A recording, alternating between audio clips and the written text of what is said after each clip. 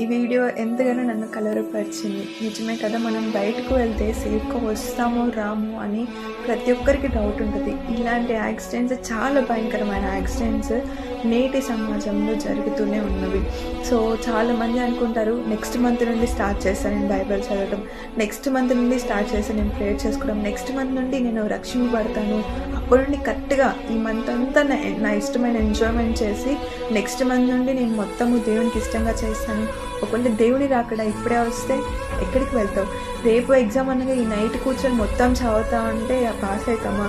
బుద్ధిహీనం చేసేది. ఫస్ట్ నుండి ఎంతైతే నువ్వు కష్టపడతావో అది మాత్రమే నువ్వు ఎగ్జామ్లో రాయగలవు. అలానే విశ్వాస జీవితం కూడా స్టార్టింగ్ నుండి ఎంతైతే కష్టపడతావో దాని యొక్క ప్రతిఫలమే పరలోక రాజ్యం, యేసునితో నువ్వు సహవాసము ఉంటుంది. అదే నీకు ఇష్టానుసారంగా ఏసే వచ్చే ముందు నేను నమ్ముకుంటాను అంటే అది మన బుద్ధితనం.